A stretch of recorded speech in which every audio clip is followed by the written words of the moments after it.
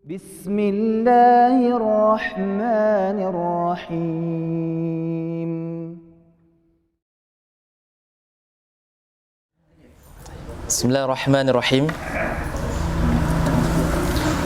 Assalamualaikum warahmatullahi wabarakatuh. Waalaikumsalam warahmatullahi wabarakatuh. Innal hamdalillah nahmaduhu wa nasta'inuhu wa nastaghfiruh wa na'udzu billahi min shururi anfusina wa min sayyiati a'malina. May yahdihillahu fala mudilla lahu wa may yudlil fala hadiya lahu. Asyhadu an la ilaha illallah wahdahu la syarika lahu wa asyhadu anna Muhammadan abduhu wa rasuluh la nabiyya wa la rasula ba'da. Allahumma salli wa sallim ala nabiyyina Muhammadin wa ala alihi wa ashabihi wa man tabi'ahum bi ihsanin ila yaumil qiyamah. Amma ba'd, Allahumma anfa'na bima 'allamtana wa 'allimna ma yanfa'una wa zidna ilman nafi'an. Amin ya rabbal alamin. Ayyuhal hadirun, ayah, bunda, pengurus posko yang dimuliakan Allah Subhanahu wa taala, bersyukur, bertahmid kita kehadirat Allah Subhanahu wa taala atas limpahan karunia nikmatnya di pagi hari ini. Kembali Allah izinkan kita untuk duduk bertolabul ilmi, duduk untuk meniatkan diri mengangkat kebodohan dari diri kita, dan juga kita niatkan juga untuk mengangkat kebodohan dari orang lain. Mudah-mudahan duduk kita yang santai seperti ini dibalas dengan duduk nikmat besok di jannahnya Allah. Amin ya rabbal alamin. Salawat ma'assalam semoga senantiasa tercurah limpah kepada junjungan kita Nabi Muhammad sallallahu alaihi wasallam, dan mudah-mudahan salawat salam juga tercurah limpah kepada keluarga beliau, sahabat-sahabat beliau, dan orang-orang yang mau mengikuti jalan beliau. Dan kita selalu berharap, bermohon kepada Allah, mudah-mudahan Allah jadikan kita sekeluarga orang-orang yang akan senantiasa mengikuti jalan beliau. Amin ya rabbal alamin. Ayah, bunda, pengurus posko yang dimuliakan Allah Subhanahu wa taala, masih kita bersama kitab Riyadhus Shalihin Syekh Imam An-Nawawi rahimallahu taala. Kita masih berada di taman-taman orang soleh. Mudah-mudahan dengan membaca kitab ini kita menjadi orang yang soleh yang sungguhnya. Hadis yang ke-7, karena hadis yang ke-6 sudah selesai Pak ya, seingat saya. Hadis yang ke-7 kita bacakan. Qala al-muallif rahimallahu taala, wa an Abi Hurairah Abdurrahman bin Sakhr radhiyallahu taala anhu. Hadis ini disampaikan oleh Abu Hurairah dalam kitab-kitab hadis atau kitab-kitab para ulama. Saat membicarakan tentang Abu Hurairah itu ada khilaf nanti Pak, siapa nama yang sebenarnya. Tapi kalau di sini namanya mengatakan Abdurrahman bin Sakhr, Shad, Kha, dan Ra. Dan itu nama yang masyhur atau yang disepakati oleh para jumhur. Ya, adapun nama yang lain tidak disepakati. Sehingga di sini sampaikan Abdurrahman bin Sakhr Ad-Dausi, karena beliau dari suku Daus. Suku Daus itu Yaman. Dulu ada sahabat namanya Tufail bin Amr Ad-Dausi.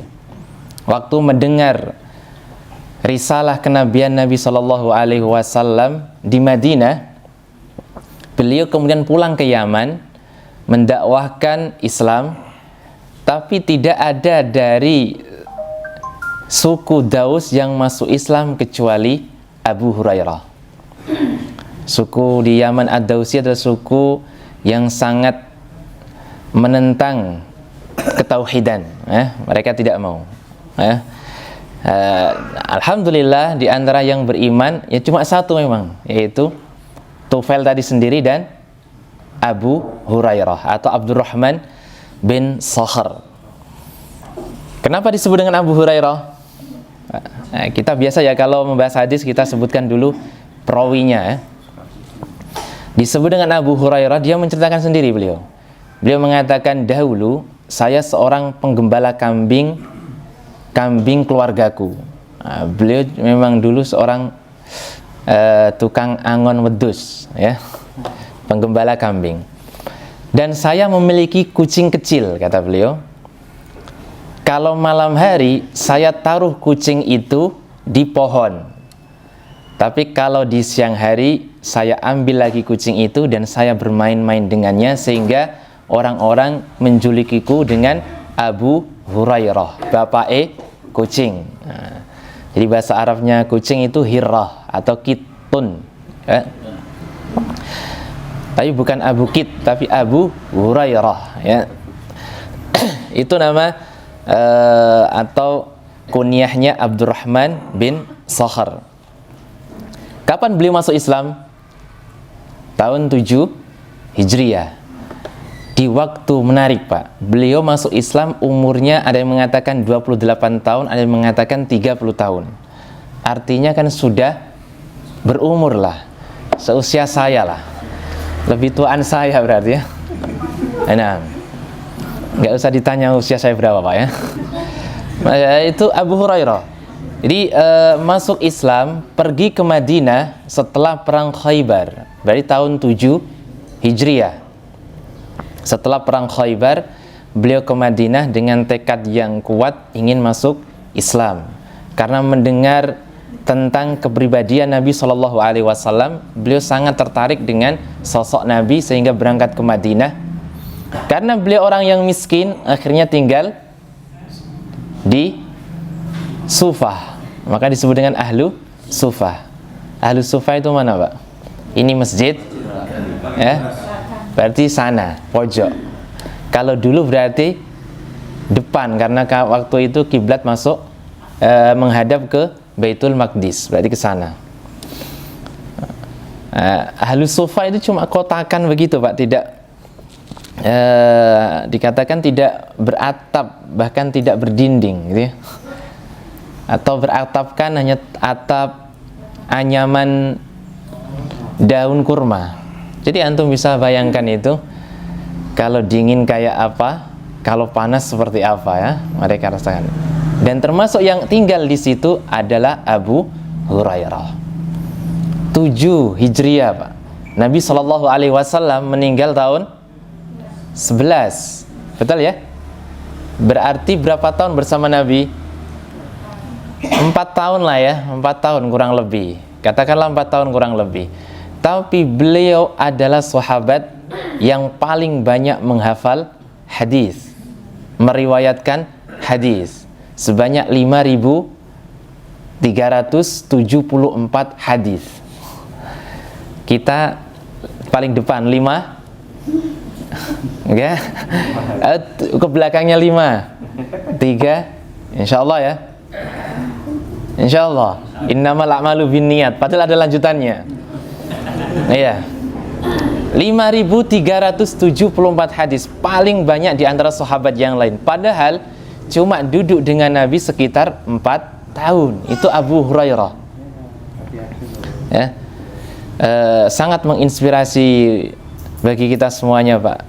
Umur 30-an tahun masuk Islam, tapi semangatnya luar biasa. Bagaimana beliau bisa sampai menghafal sekian banyak hadis itu? Beliau menceritakan dirinya sendiri sedikit tentang Abu Hurairah, Pak, ya. Beliau mengatakan waktu sahabat Muhajirin sibuk berdagang, berniaga, dan sahabat Ansor sibuk bercocok tanam, saya mengazamkan diriku untuk membersamai Nabi Shallallahu Alaihi Wasallam. Jadi beliau tidak terpikat dengan perdagangan dan tidak terpikat dengan bercocok tanam, tapi beliau membersamai Nabi Shallallahu Alaihi Wasallam terus. Bahkan Nabi Shallallahu Alaihi Wasallam mengatakan, barang siapa yang membuka sadadahnya atau kainnya di depanku dan duduk, dan dia tidak beranjak kecuali sampai saya selesai dari perkataanku, maka dia akan menghafal seluruh atau menghafal kalimat-kalimatku. Nah, beliau itu lakukan, Pak. Jadi digelar, pokoknya kalau duduk di depan Nabi itu paling depan, ya. Nggak paling belakang, Pak, ya, Pak Ferdi, ya.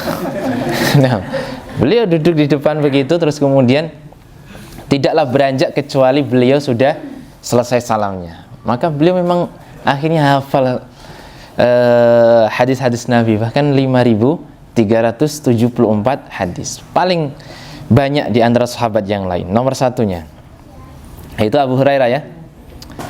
Dan ada kisah yang menarik juga Pak dari Abu Hurairah, Islamnya ibu Abu Hurairah. Itu kan betapa nikmat Islam itu nikmat yang paling agung, Pak. Karena beliau saat ibunya belum muslim atau belum Islam, beliau masih terganggu, Pak, ya. Masih terganggu, takut kalau ibunya mendapatkan azab Allah, ibunya dimasukkan ke dalam neraka. Sehingga yang jadi fokus berikutnya selain belajar kepada Nabi adalah bagaimana ibunya ini menjadi seorang muslimah.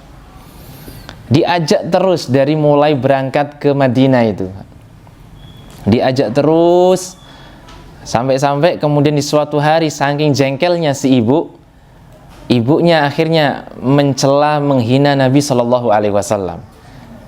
Nangis sejari-jarinya Abu Hurairah karena orang yang sangat dicintai dihina oleh orang yang dicintai juga, yaitu ibu. Maka kemudian Abu Hurairah pun datang kepada Nabi Shallallahu Alaihi Wasallam sambil wajahnya ya dilumuri dengan air mata beliau, datang kepada Nabi, ya Rasulullah. Karena ditanya oleh Nabi, kenapa engkau wahai Abu Hurairah, apa yang membuatmu engkau nangis? Ibuku saya ajak masuk Islam tapi dia tidak mau, bahkan dia mencela dirimu ya Rasulullah, saya takut kalau Allah mengazabnya. Maka Nabi langsung berdoa karena permintaan Abu Hurairah, ya Rasulullah doakan ibu saya. Nabi mengucapkan Allahumma ihdi umma Abu Hurairah, ya Allah berikanlah petunjuk kepada ibunya Abu Hurairah. Pulang, Pak, ya, dari tempat Nabi beliau pulang, sampai di rumah beliau mendengarkan gemericik air dan beliau mendengar kalimat asyhadu alla ilaha illallah wa anna muhammadan Rasulullah. Masya Allah, beliau bahagianya luar biasa dengan keislaman ibunya. Jadi nikmat Islam itu, Pak, nikmat yang luar biasa yang hendaknya kita jaga itu dan kita pupuk sehingga dia tidak layu, ya, sehingga dia selalu tumbuh dan berkembang sehingga nanti menjadi saksi kita atau salah satu yang menyebabkan kita, atau memang bahkan dengan itulah kita bisa memasuki surganya Allah Subhanahu wa ta'ala. Lanjut ya. Qala, beliau berkata, jadi kita harus tahu dulu Abu Hurairah siapa biar perkataan beliau atau riwayat beliau itu luar biasa sampai kepada kita. Qala Rasulullah sallallahu alaihi wasallam, Nabi sallallahu alaihi wasallam bersabda, innallaha, sungguhnya Allah, la yanzuru ila ajsamikum, tidak melihat kepada tubuh kalian, wala ila suwarikum, dan tidak melihat kepada bentuk rupa kalian, walakin yanzuru ila qulubikum, tetapi Allah melihat kepada hati-hati kalian. Rawahu Muslimun, hadis ini diriwayatkan oleh Imam Muslim. Di sini dikasih keterangan akhrajahu Muslim wa akhrajahu, Imam Muslim mengeluarkan hadis ini di nomor ke-33, tapi di nomor ke-34 ditambah kelengkapan hadisnya, Pak. Kelengkapan hadisnya adalah innallaha la yanzuru ila suwarikum wa amwalikum walakin yanzuru ila qulubikum wa a'malikum. Sungguhnya Allah itu tidak melihat kepada bentuk rupa tubuh kalian dan harta kalian, tetapi Allah melihat kepada hati dan amal kalian. Kenapa harus ditambah itu? Dan itu yang sahih. Karena supaya orang-orang seperti Murji'ah, pernah dengar kata Murji'ah, Pak? Pernah ya? Atau baru kali ini? Kan ada golongan Murji'ah, ada Qadariyah, ada Jahmiyah, ya. Ada Karamitah, ada banyak sekali ya. Murji'ah itu orang-orang yang mengatakan bahwa al-imanu tujzi'u bil qalbi. Jadi iman itu hanya cukup dengan hati. Ada yang mengatakan bahwa al-imanu al-ma'rifah itu yang paling berbahaya dari Murji'ah atau biasa dikenal dengan Jahmiyah yang dibawakan oleh Jaham bin Safwan. Dia mengatakan bahwa sungguhnya iman itu cukup mengetahui. Nah, maka seperti Fir'aun itu dia beriman karena dia mengetahui bahwa Allah adalah Tuhannya Musa. Apakah kita kemudian mau mengatakan Fir'aun itu beriman? Ada di antara itu? Ya ada, Pak. Itu perkataan yang berbahaya, yang batil dari Murji'ah. Yang benar adalah al-imanu tasdiqun bil qalbi, membenarkan dengan hati, wal qawlu bil lisan, mengucapkan dengan lisan, wal amalu bil jawarih, dan beramal dengan anggota badan. Itu menurut Ahlus Sunnah wal Jamaah, Pak. Nah, jadi jangan sampai iman itu cukup dengan hati. Hadis yang pertama tadi, yang di nomor 33 kan cukup Allah melihat hati kalian. Ini bahaya. Ini nanti bisa dijadikan dalil bagi orang-orang yang tidak mau beramal, kemudian dia mengatakan, iman kan cukup di hati. Antum kan tidak tahu hati saya, gitu kan. Nah, iya, hati-hati masalahnya. Nah, tidak benar. Nah, itu Murji'ah. Sebenarnya awal kali Murji'ah keluar itu di Qarnul Awal, di abad yang pertama setelah kematian Utsman bin Affan. Utsman bin Affan setelah dibunuh, itu kan kemudian sahabat Nabi Shallallahu Alaihi Wasallam itu terpecah menjadi beberapa kelompok. Ada yang ingin mengusut tuntas siapa pembunuh Utsman, ada yang kemudian nanti diakhirkan dan sebagainya. Nah, orang-orang yang mengakhirkan itu kemudian dia mengakhirkan perkara Ali, bahkan akhirnya nanti mereka berbara'ah dari perkara Ali, mereka berlepas diri dari Ali bin Abi Thalib. Nah, itu namanya Murji'ah. Ya. Tapi kalau Murji'ah di abad kebelakang, nah tadi mengakui iman itu hanya cukup tasdiqun bil qalbi wal qawlu bil lisan, membenarkan dengan hati dan mengucapkan dengan lisan. Amal tidak penting. Amal tidak penting. Padahal kalau Ahlus Sunnah wal Jamaah tadi apa, Pak? Membenarkan dengan hati, mengucapkan dengan lisan, dan beramal dengan anggota tubuh. Beramal dengan anggota tubuh. Dan iman menurut Murji'ah sekalian, iman menurut Murji'ah itu tidak akan bisa turun, tidak akan bisa naik. Jika orang sudah mengatakan saya beriman kepada Allah, itu tidak akan mempengaruhi perbuatan dosa-dosanya, Pak. Tidak akan mempengaruhi keimanannya. Pokoknya nanti kalau sudah beriman, dia mengatakan saya beriman, pokoknya masuk surga gitu. Itu orang-orang Murji'ah. Nah, enak banget ya. Pokoknya luar biasa jadi orang Murji'ah itu, Pak. Tapi batil ya. Tapi pemahaman mereka adalah batil. Al-imanu yazidu wa yanqus, iman itu bertambah dan juga iman itu turun. Yazidu bi ta'ati, dia naik dengan ketaatan, wa yanqusu bil maksiyati, dia berkurang dengan kemaksiatan. Antum bisa rasakan, Pak ya, duduk seperti ini, iman naik gak, Pak? Naik, keluar nanti kan. Masya Allah, itu kemudian ada maksiat, itu iman tiba-tiba turun ya. Sendirian digoda setan, ingin menggibah, kan, ingat kepada kesalahan orang lain, kan gitu. Iman terkikis turun. Tapi nanti kumpul dengan orang-orang soleh, ngaji di majelis ilmu, naik lagi, gitu kan. Tapi keluar pintu masjid, luntur lagi, kan gitu ya. Nah, itu pemahaman Ahlus Sunnah wal Jamaah. Jadi memang iman itu bisa naik, bisa turun. Nah, itu sedikit tentang hadis ya, Pak ya. Jadi yang benar, yang sahih di hadis yang ke-34 adalah Allah melihat kepada hati dan amal.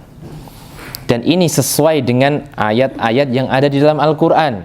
Innalladzina amanu wa amilus sholihat. Pasti begitu.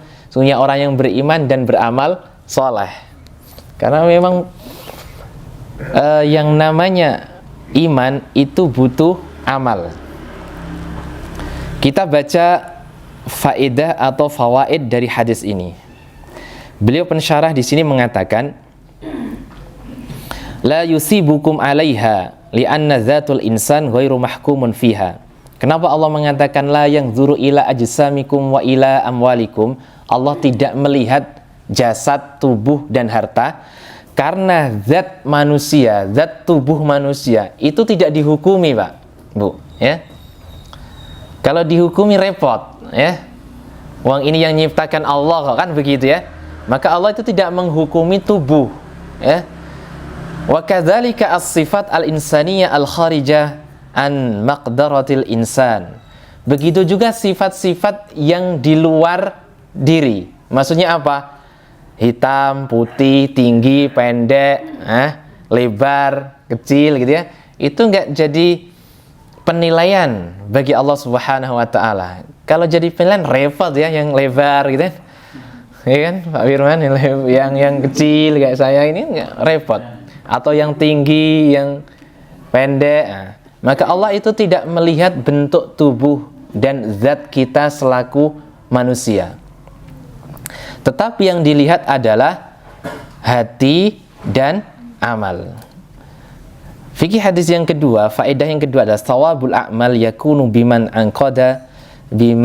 aqada alaihi alqalbu min ikhlasin wa husni niyatin. Amal itu akan dibalas sesuai dengan apa yang diiktiqadkan hati dari keikhlasan dan niat yang baik. Jadi hati yang ikhlas dan niat yang baik itu tetap akan mendapatkan pahala dari sebuah amal. Itu menguatkan tentang bab kita ini, Pak, ya. Berarti tetap kembali kepada niat. Tapi itu bukan yang kemudian jadi ukuran saja, ya. Bukannya sekedar hati. Al-i'tina bi islahil qalbi muqaddam ala islahil jawarih li'annahu tattabi'u amrahu wa nahyahu. Nah, Masya Allah, ya, memperhatikan kebenaran hati, memperhatikan keikhlasan hati itu ternyata lebih didahulukan, Pak, Bu, daripada mendahulukan amal dari tubuh. Kenapa? Karena sesuai dengan hadis Nabi, idza ala inna fil jasadi mudghah, sungguhnya di dalam tubuh itu ada segumpal daging. Idza salahat salahal jasadu kullu, kalau segumpal daging itu baik, maka baik seluruh amal. Kalau fasada jasadu kullu, kalau segumpal daging itu buruk, rusak, maka rusak seluruh jasadnya. Ala wahyal qalbu, ketahuilah sungguhnya segumpal daging itu adalah hati. Maka memperbaiki hati itu harusnya muqaddam, lebih didahulukan dan lebih dipentingkan daripada amal dalam bentuk jawarih, bentuk zahir, ya. Batin harus lebih didahulukan, Pak. Karena kita tahu kan, yang pertama kali dihisab oleh Allah adalah 3 orang. Masih ingat Pak hadis itu? Belum kita pelajari ya. Ada 3 orang yang akan dihisab oleh Allah Subhanahu wa ta'ala. Yang pertama adalah seorang mujahid. Yang kedua seorang qari. Yang ketiga seorang yang dermawan. Luar biasa, Pak. Dan 3-tiganya ini akan dimasukkan ke neraka oleh Allah Subhanahu wa ta'ala. Satu, mujahid yang dia ingin ketika dia berjuang dijuluki sebagai seorang pemberani. Wah, kai jan kendel tenan, bisa gitu. Dia berjuang hanya ingin disebut orang seperti itu. Maka dia akan besok dipanggil oleh Allah Subhanahu wa ta'ala, disampaikan nikmat-nikmat, dia mengakuinya, ya Allah benar engkau berikan saya nikmat kekuatan. Terus kemudian untuk apa kekuatan itu? Dia mengatakan, untuk berjuang di jalanmu ya Allah. Kadzab, anta kadzab, kadzabta, engkau berdusta. engkau hanya ingin berjuang supaya dikatakan sebagai seorang pemberani. Betul kan Pak? Berarti hati penting. Yang kedua juga begitu, seorang qori, hati-hati Pak jenengan belajar tahsin ya. Supaya disebut wah kayak bacaane jan nafik tenan, nah gitu kan. Hati-hati, akan dipanggil oleh Allah, disampaikan nikmat membaca Al-Quran, dia ngakui ya, terus untuk apa engkau belajar Al-Quran? Untuk membaca ayat-ayatmu, untuk mempelajari kitabmu ya Allah. Kadzabta, engkau berdusta. Sungguhnya engkau membaca Al-Quran, belajar Al-Quran hanya untuk dipanggil sebagai seorang qori, seorang alim, dilemparkan ke neraka. Lagi-lagi hati, amal luar zahir akan mengikuti amal hati. Yang ketiga, yang dermawan, dia mengeluarkan hartanya, dipanggil oleh Allah, kemudian dia mengakui nikmat harta, ditanya hartamu kau belanjakan kemana? Untuk berjuang saya infakkan di jalanmu ya Allah. Kadzabta, engkau berdusta, engkau hanya ingin berinfak supaya dikatakan sebagai seorang yang dermawan, dilemparkan juga ke neraka. InsyaAllah, maka pentingnya Pak untuk memperhatikan yang namanya hati, ya, ikhlasnya hati, solehnya hati. Kemudian ada perkataan menarik dari Ibnu Qayyim rahimallahu taala. Beliau mengatakan a'malul qulub hiyal asal. Sebenarnya amal hati jamaah sekalian, ya, amal hati itu adalah yang pokok. Wa a'malul jawarih, amal zahir tabi'un wa mukammalatun wa inna niyah bimangzilatir ruh wal amal bimangzilatil jasad. Adapun amal zahir itu akan mengikuti amal hati. Maka penting ini, duduk kita di sini ini amal hati harus diperhatikan. Wa inna niyah, karena niat, maksudnya amalan hati itu seperti ruh. Adapun amal zahir jasad, ya, amal zahir itu seperti jasad anggota badan ini. Kalau ruh itu hilang, jasad disebut sebagai jasad Pak? La, ya, sungguhnya disebut hanya sebuah mawat atau mayit. Dia kalau ruh itu hilang, orang hanya mengatakan mayit, betul? Bangkai, ya kan Pak? Karena ruh tidak ada. Jadi ibarat amal hati bagi amal jawareh itu ruh dengan anggota badan. Ruh hilang, niat itu yang baik hilang, maka hanya sekedar mayit. Ya, tidak mau orang berlama-lama dengan dia. Hanya akan segera dikuburkan kemudian hilang begitu saja. Ya. Maka ma'rifatu ahkamil qulub aham min ma'rifati ahkamil jawarih. Maka Anda mempelajari ilmu tentang hati, Pak, amal hati, itu lebih penting daripada dengan sekedar mempelajari ilmu-ilmu tentang zahir. Itu lebih didahulukan dan lebih penting, karena semuanya mengikuti amalan hati. Indah sekali. Kemarin saya ingat jadi Pak, ya Pak Firman, ya, kita bertemu dengan Ustadz Budi. Kemudian beliau memberikan nasihat yang luar biasa. Jadi ruhnya komunikasi itu husnudzon. Husnudzon itu amal hati, Pak. Husnudzon itu amal hati. Antum kumpul seperti ini, Pak, ya. Misal Pak Imam, ya, sudah janjian sama Pak Bagus, hari ini nanti kita ketemu di sini gitu ya. Tiba-tiba qadarullah handphone mati dan sebagainya, ada hujan, Pak Bagus sudah nunggu di sini, Pak Imam belum datang. Itu kalau tidak ada husnudzon, wah ini gimana tuh, kan gitu ya. Ini sudah janjian nggak datang, kan begitu. Tapi kalau sudah ada husnudzon itu, subhanallah, oh mungkin hujan, oh mungkin ban bocor, oh mungkin HP hilang, oh mungkin dan sebagainya, kan begitu. Jadi ruh komunikasi hidup berjamaah itu husnudzon, amal hati, Pak. Kalau tidak ada amal hati, komunikasi itu nggak akan baik. Komunikasi itu mudah, tapi yang terpenting adalah husnudzon. Jadi luar biasa kemarin nasihat beliau itu kepada kami. Jadi harus selalu berhusnudzon kepada saudaranya. Jangan berburuk sangka. Antum kepada ketuanya, kepalanya husnudzon, Pak. Kepala dengan anak buahnya juga harus husnudzon. Dan kita hidup berjamaah harus selalu yang jadi ruh komunikasi itu adalah husnudzon, ya.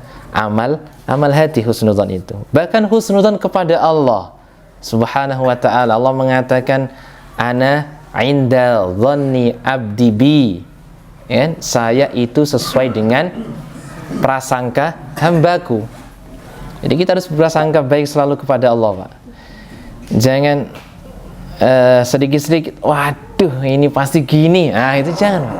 Itu berarti seperti antum mendoakan diri sendiri, kan? Waduh gagal ini, berarti gagal. Waduh payah gitu ya. Maka selalu berhusnudzon, ya, kepada Allah dan juga kepada manusia.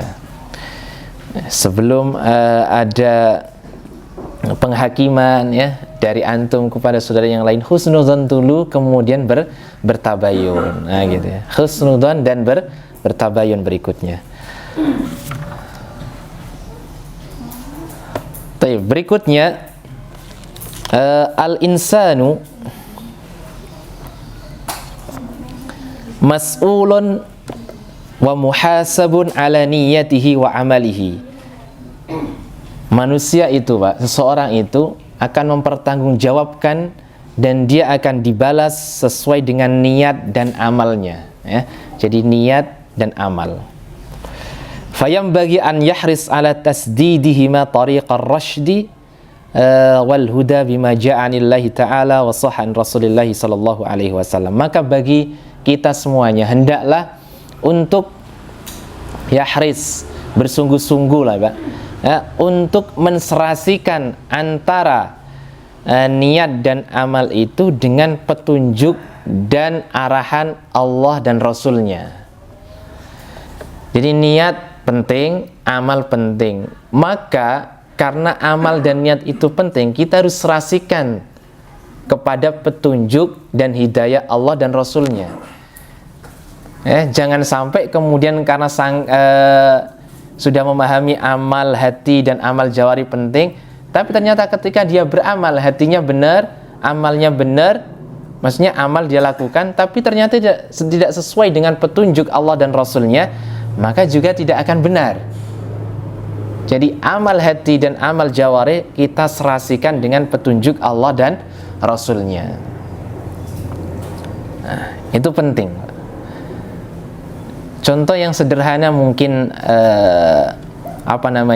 pentingnya amal jawari. Karena tadi sudah amal hati jelas. Amal jawari itu amal yang kita lakukan secara zahir. Seperti kita misal apa ya, kita mengatakan cinta, kita mengatakan cinta, saya mencintai seseorang misal gitu kan, tapi kemudian tidak ada amal, kira-kira cinta itu dianggap nggak, Pak? Omong kosong kan begitu kan ya. Cinta apa namanya, cinta monyet atau apa ya. Kasihan monyet ya, harus di kambing hitamkan ya, di monyet hitamkan. Nah, maka orang yang melakukan amalan hati juga butuh amalan jawari, begitulah. Seperti orang mengatakan cinta kepada seseorang, dia akan buktikan cinta itu kan. Cinta itu mungkin dengan perhatian, ya, mungkin dengan ngasih sesuatu dan sebagainya kan begitu. Tapi dia hanya mengatakan cinta, tapi tidak melakukan apa-apa, ya. Kata seorang motivator itu, cinta itu kata kerja katanya, bukan kata sifat. Jadi harus dikerjakan begitu ya. Masya Allah. Jadi harus melakukan begitu. Kita cinta Allah, ada konsekuensinya, yaitu bentuknya adalah amal-amal. Kita cinta Rasulullah, yaitu dengan mengikuti Nabi Shallallahu Alaihi Wasallam. Jadi tadi kalau amal itu butuh hati, amal jawarih butuh hati, amal zahir butuh hati, amal hati juga butuh amal zahir. Jadi dua-duanya ini saling melengkapi. Tidak bisa dilepaskan antara hati dari zahir, baik ataupun zahir dari amal hati. Itu hadis yang ketujuh. Sementara kita cukupkan sampai di hadis yang ketujuh. Mungkin ada yang mau didiskusikan, Pak, Bu? Oke, monggo, Pak. Tafadhol, Pak. Waalaikumsalam warahmatullahi wabarakatuh.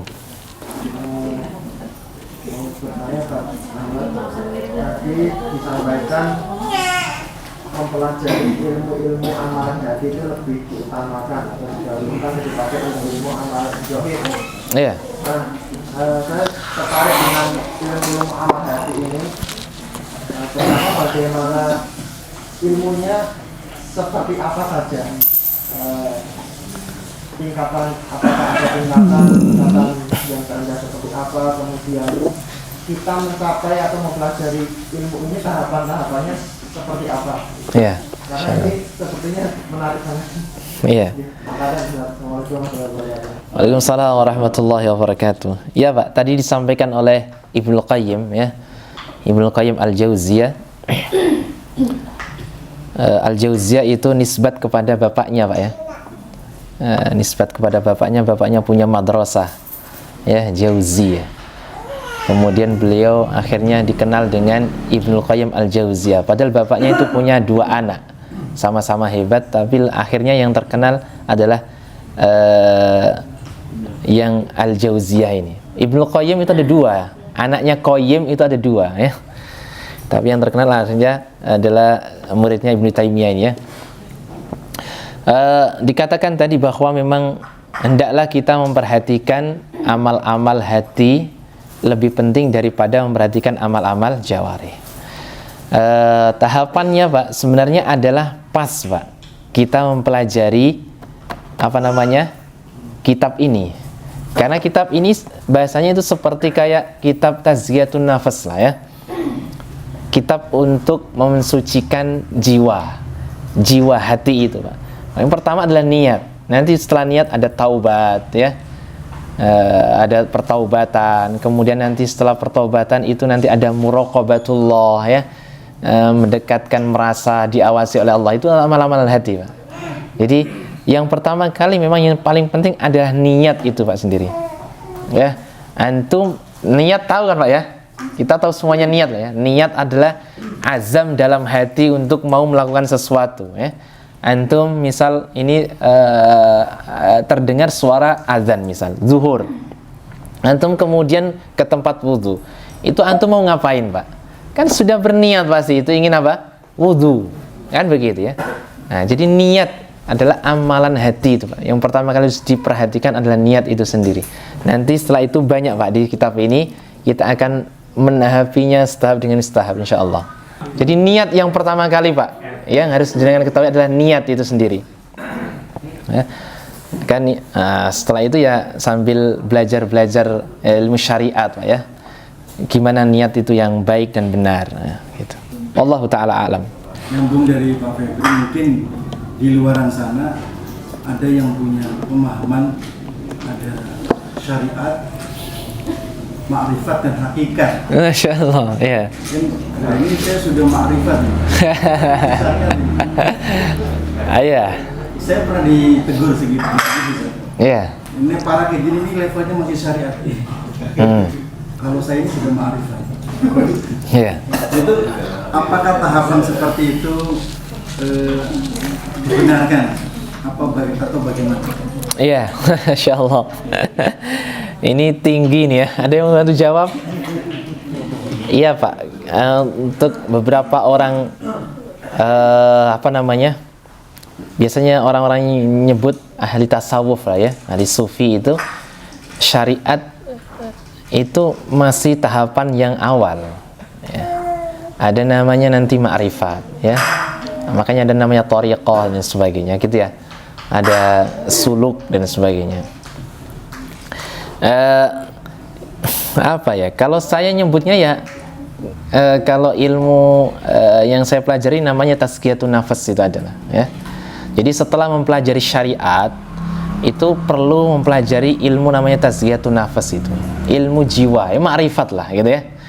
Karena antum hanya mempelajari syariat tanpa mempelajari tentang ma'rifatullah, ya kan? Kemudian ma'rifatun Nabi sallallahu alaihi wasallam. Syariat itu nanti ya Masya Allah luar biasa kalau kita sudah mempelajari syariat. Tapi kan penting adanya hati tadi itu, Pak. Jadi katakanlah ma'rifat itu seperti amalan hati lah, Pak. Gitulah ya. Ma'rifah itu kan dari bahasa, Pak. Segi bahasa kan dari kata arafa kan, ya'rifu. Artinya mengetahui siapa sih Allah itu. Kita sudah mengetahui Allah tidak? Kan perlu diilmui itu kan? Perlu diilmui, Pak. Sehingga ada kitab namanya kitab tersendiri, kitab tauhid ya, membahas tentang sifat-sifat dan asma Allah. Ya, membahas tentang zatnya Allah Subhanahu wa taala. Bagaimana sifatnya Allah, namanya Allah, zatnya Allah. Itu namanya ilmu ma'rifat. Jadi kalau ilmu syariat itu adalah ilmu yang berkaitan dengan tata cara beribadah. Itu disebut dengan ilmu syariat. Gitu sih, Pak. Kalau orang-orang sufi menyebutnya begitu ya. Jadi pelajarilah syariat, Pak, dan juga mempelajari ilmu tasghiyatun nafas. Gitu aja, Pak. Ya. Saya juga nggak begitu paham tentang thariqah, tentang suluk, saya nggak tahu ya. Itu pemahaman yang saya baca dari buku-buku adalah kalau makrifat itu kaitannya dengan hati ya. Kita sudah tahu belum nama-nama Allah dan sifat-sifat Allah ya. Kita sudah tahu belum zatnya Allah Subhanahu wa taala, misalnya gitu. Nah, maka itu perlu dipelajari. Ya, sifat-sifat Nabi misal, gitu ya. Di amal-amalan hati. Wallahu taala alam, Pak ya. Itu Pak Ragidin. Saya kurang tahu tentang apa yang dimaksud oleh beliau tadi yang berkata kepada antum, saya itu sudah ma'rifat, saya nggak tahu maksudnya apa ya. Tapi yang saya ketahui dalam ma'rifat itu adalah kaitannya dengan hati. Kalau syariat itu kaitannya dengan ilmu-ilmu fikih peribadahan kita lah ya. Syariat apa? Syariat puasa, syariat salat ya, wudu dan sebagainya. Amal-amal yang kita lakukan beribadah kepada Allah Subhanahu wa taala. Wallahu taala a'lam, Pak. Atau mungkin tadi jenengan kalau ketemu begitu antum tanya kan gitu kan, tolong ajari gimana maksudnya ilmu makrifat itu gitu ya. Gitu, Pak. Atau mungkin beliau terpengaruh dari syair yang biasa dilakukan itu ya. Apa, Pak? Laku syariat nih lan makrifat itu ya. Masya Allah. Itu wallahu taala alam. Gimana cara kita adakah tahapan untuk kita selalu membersihkan niat kita agar selalu bersih untuk Allah SWT? Oh, Masya Allah, jazakallah, Pak. Kita mempelajari ilmu agama, Pak. Pasti itu ya. Karena dengan bertolabul ilmi kita akan tahu mana yang benar, mana yang salah. Kita tidak akan tahu sampai hari ini, oh ternyata begini, ada hadis yang seperti ini, kecuali kita duduk bertolabul ilmi membahas sebuah kitab, kan begitu, Pak. Maka yang paling awal adalah tolabul ilmi, Pak. Ya, tolabul ilmi la ya'diluhu syai' ya, yang tidak ada pembandingnya sama sekali, itu yang harus kita lakukan.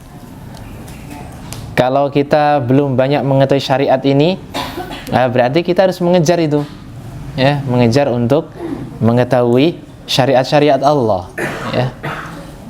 Karena kita ingin melakukan sesuatu, niatnya supaya benar, amalnya benar, tentu kita harus mengetahui itu. Bagaimana caranya? Bertolabul ilmi, mencari ilmu. Karena jangan sampai kemudian antum sholat, kemudian atau mungkin puasa. Syariat kita kan mengatakan puasa wajib itu niatnya harus di malam hari, betulan, Pak? Ya kan? Maka kalau kita tidak tahu seperti itu gimana? Beda kan kalau niat puasa sunnah. Antum misal bangun pagi, kemudian tidak mendapati makanan, tanya istri juga tidak ada makanan, antum langsung niat saya puasa. Boleh kalau puasa sunnah, tapi kalau puasa wajib tidak boleh. Harus niat di malam hari. Antum buka kitab-kitab fikih semuanya pasti mengatakan begitu. Sehingga kalau madhab Syafi'i itu niatnya itu apa? Atau mazhab yang lain tuh niatnya di awal langsung pokoknya ya, semua niat gitu kan. Tapi kalau orang mazhab Syafi'i itu harus selalu diperbaiki di malam hari. Makanya biasanya kalau habis sholat tarawih apa? Ada apa itu? Nawaitu sauma godin an adai fardhi syahri ramadhana hadhihi sanati, sampai gitu ya. Tahun ini gitu ya. Nah, gitu. Ya meskipun itu untuk apa namanya dengan lafadz ya Pak. Lafadz itu tidak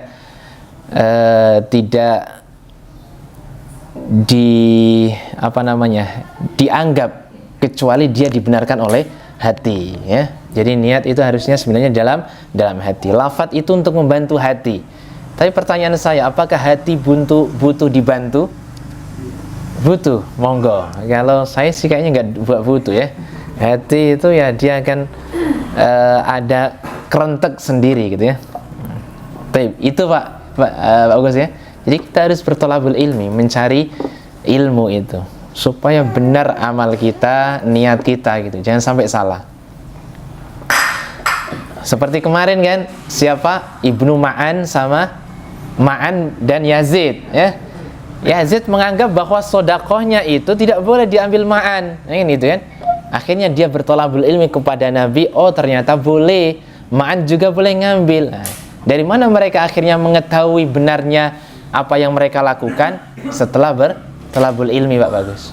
Jadi jangan cukupkan antum duduk di sini Pak. Ini kan cuma 2 pekan sekali kan. Ada banyak hari-hari yang harus antum efektifkan untuk mencari ilmu. Di YouTube sekarang banyak ilmu-ilmu berseliweran. Tapi duduk di majelis ilmu berbeda dengan hanya sekedar mendengarkan YouTube. Wallahu ta'ala alam.